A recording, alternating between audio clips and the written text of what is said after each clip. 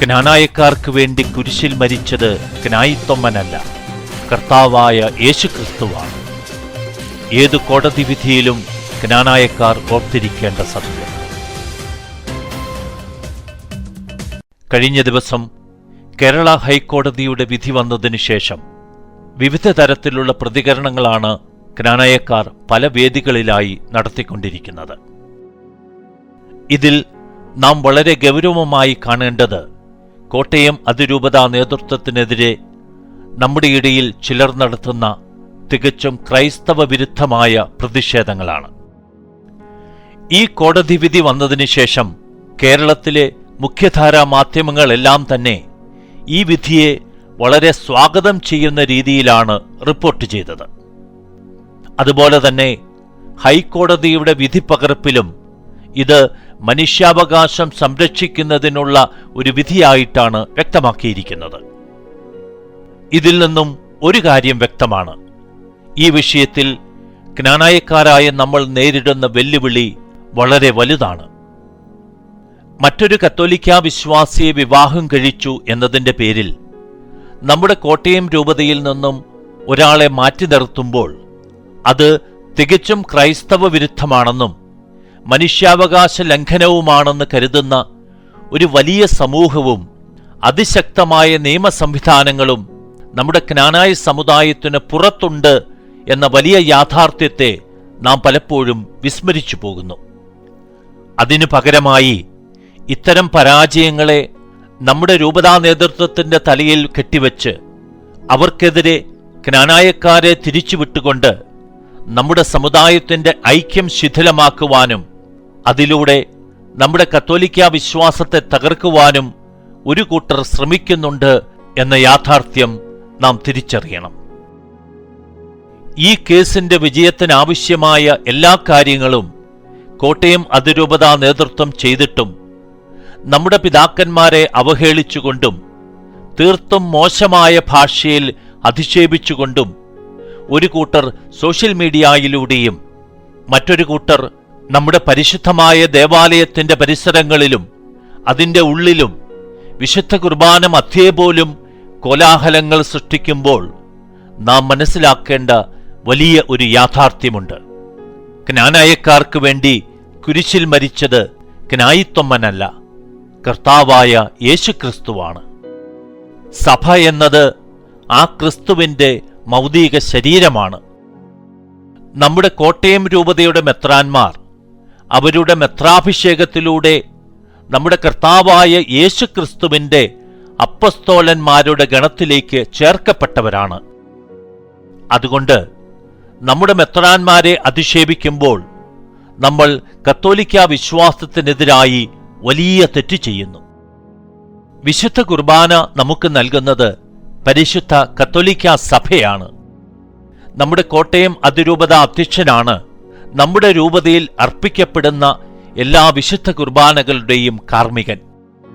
ഇടവകയിലെ വൈദികർ അഭിവന്ദ്യ പിതാവിന്റെ പ്രതിനിധികളായിട്ടാണ് വിശുദ്ധ ബലി അർപ്പിക്കുന്നത്. അതുകൊണ്ട് തന്നെ അദ്ദേഹത്തെ അധിക്ഷേപിച്ചുകൊണ്ട് എങ്ങനെയാണ് നമുക്ക് കോട്ടയം അതിരൂപതയിലെ ഒരു ദേവാലയത്തിൽ വിശുദ്ധ കുർബാനയിൽ പങ്കെടുക്കുവാനും ദിവ്യകാരുണ്യം സ്വീകരിക്കുവാനും സാധിക്കുക? ഒരു രൂപതാ മെത്രാന്റെ ഇടയലേഖനം ആ രൂപതയുടെ ദേവാലയങ്ങളിൽ തികഞ്ഞ ആദരവോടെ വായിക്കപ്പെടേണ്ടതും അനുസരിക്കപ്പെടേണ്ടതുമാണെന്നിരിക്കെ അതിനെ തടസ്സപ്പെടുത്തുകയും കീറിക്കളയുകയും കത്തിച്ചു കളയുകയും ചെയ്തുകൊണ്ട് നമ്മൾ കത്തോലിക്കാ വിശ്വാസത്തിനെതിരായ വലിയ തെറ്റ് ചെയ്യുന്നു. ഒരു രൂപതയിലെ വിശ്വാസികളുടെ ഇടയനായി ദൈവത്താൽ നിയമിതനായ മെത്രാനെ ബഹുമാനിക്കുവാനും അനുസരിക്കുവാനും ഓരോ വിശ്വാസിക്കും കടമയുണ്ടെന്നിരിക്കെ അദ്ദേഹത്തെ തടയുകയും അധിക്ഷേപിക്കുകയും ചെയ്തുകൊണ്ട് നമ്മൾ സഭാമാതാവിന്റെ ഹൃദയത്തിൽ ആഴമായ മുറിവേൽപ്പിക്കുന്നു. കുംഭസാരത്തിൽ ഏറ്റുപറയേണ്ട ഇത്തരം വലിയ പാപങ്ങളെ വളരെ ലാഘവത്തോടെ ചെയ്തും അത് സോഷ്യൽ മീഡിയയിലൂടെ പ്രചരിപ്പിച്ചുകൊണ്ടും നമ്മൾ കത്തോലിക്കാ വിശ്വാസത്തിൽ നിന്നും എത്രമാത്രം അകന്നുപോയി എന്ന് നമ്മൾ തന്നെ സാക്ഷ്യപ്പെടുത്തുന്നു. നമ്മുടെ ക്നാനായ പാരമ്പര്യം നമുക്ക് എന്നും പ്രിയപ്പെട്ടതാണ്. അത് എക്കാലവും സംരക്ഷിക്കുവാൻ നാം തീർച്ചയായും പരിശ്രമിക്കണം. എന്നാൽ അത് ഒരിക്കലും നമ്മുടെ കത്തോലിക്കാ വിശ്വാസത്തെ നശിപ്പിച്ചുകൊണ്ടാകരുത്. ക്രിസ്തുവിലൂടെ വെളിപ്പെടുത്തപ്പെട്ട കൃപാവരം നമുക്ക് ലഭിക്കുന്നത് പരിശുദ്ധ കത്തോലിക്കാ സഭയിലൂടെയാണ്. ക്നാനായ സമുദായത്തിൽ ജനിച്ചതിൽ നമ്മൾ തീർച്ചയായും അഭിമാനിക്കണം. അതേസമയം ജലത്താലും ആത്മാവിനാലും വീണ്ടും ജനിപ്പിച്ച് നമ്മെ സ്വർഗരാജ്യത്തിന് അവകാശിയാക്കുന്നതും നിത്യജീവന്റെ ഭക്ഷണമായ വിശുദ്ധ കുർബാന അനുദിനവും നമുക്ക് നൽകുന്നതും പരിശുദ്ധ കത്തോലിക്കാ സഭയാണ്. അതുപോലെ തന്നെ പിതാവിൽ നിന്നും പുത്രനിൽ നിന്നും പുറപ്പെടുന്ന സത്യാത്മാവും ജീവദാതാവുമായ പരിശുദ്ധാത്മാവിനെ നമ്മൾ ക്നാനായക്കാരിലേക്കും നമ്മുടെ തലമുറകളിലേക്കും വർഷിക്കപ്പെടുന്നത് പരിശുദ്ധ കത്തോലിക്കാ സഭയിലൂടെയാണ്, അല്ലാതെ ക്നാനായ പാരമ്പര്യത്തിലൂടെയല്ല എന്ന സത്യവും നാം തിരിച്ചറിയണം. ഈ യാഥാർത്ഥ്യങ്ങളെല്ലാം അറിഞ്ഞോ അറിയാതെയോ വിസ്മരിച്ചുകൊണ്ട് ക്നാനായ പാരമ്പര്യത്തെ ക്രിസ്തുവിന്റെ മൗതിക ശരീരമായ സഭയ്ക്ക് തുല്യമായി ഉയർത്തിക്കാട്ടുവാനും നമ്മുടെ ഭവനങ്ങളിലും ദേവാലയങ്ങളിലും ഉയർന്നു നിൽക്കേണ്ട ക്രിസ്തുവിന്റെ തിരുസ്വരൂപത്തിന് സമമായി ക്നായിത്തൊമ്മന്റെ പ്രതിമയെ സ്ഥാപിക്കുവാനും ചിലർ ശ്രമിച്ചതിന്റെ ഫലമാണ് നമ്മൾ ഇന്ന് നേരിടുന്ന ചില വെല്ലുവിളികൾ. ദൈവത്താൽ സ്ഥാപിതമായ കത്തോലിക്കാ സഭയുടെ വിശുദ്ധ പാരമ്പര്യം മനുഷ്യനിർമ്മിതമായ എല്ലാ പാരമ്പര്യങ്ങളെയുംക്കാൾ എന്നും ഉയർന്നു തന്നെ നിൽക്കേണ്ടതാണ്. അതിന് വിരുദ്ധമായ എല്ലാ പ്രവൃത്തികളും തെറ്റാണ് എന്ന് നമ്മൾ ക്നാനായക്കാർ തിരിച്ചറിയണം.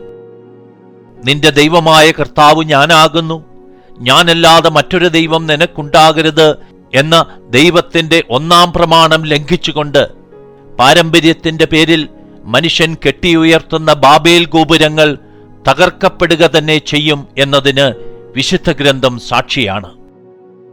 അതിനാൽ പ്രിയപ്പെട്ട സഹോദരങ്ങളെ, നമുക്ക് ദൈവത്തെങ്കിലേക്ക് മടങ്ങാം. കഴിഞ്ഞ 17 നൂറ്റാണ്ടുകാലം ക്നാനായ സമുദായം അതിന്റെ തനിമ സംരക്ഷിച്ചു പോന്നത് ഏതെങ്കിലും കോടതി വിധികളിലൂടെ ആയിരുന്നില്ല എന്ന് നമുക്കറിയാം.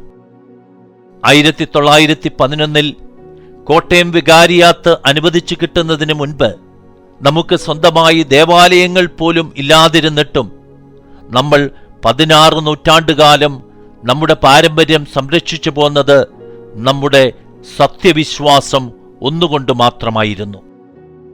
ഈ ദൈവവിശ്വാസം സംരക്ഷിക്കുന്നതിനു വേണ്ടിയായിരുന്നു നമ്മൾ എൻഡോഗമി പോലും കാത്തുപരിപാലിച്ചു പോന്നത്.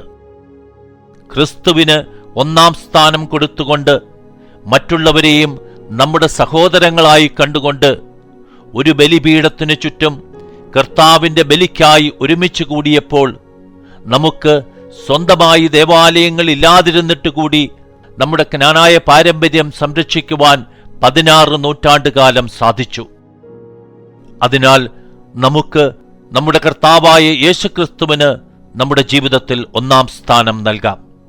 അവിടുത്തെ മൗതിക ശരീരമായ സഭയെ മറ്റെല്ലാ സംവിധാനങ്ങളെയുംക്കാൾ അധികമായി സ്നേഹിക്കാം.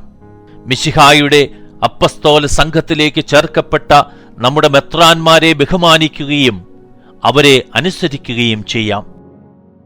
അങ്ങനെ ഒരിടയനും ഒരു ആട്ടിൻപറ്റവുമായി നമ്മൾ മാറുമ്പോൾ ഈ ലോകത്തിലെ ഒരു ശക്തിക്കും നമ്മെ പരാജയപ്പെടുത്തുവാൻ സാധിക്കുകയില്ല.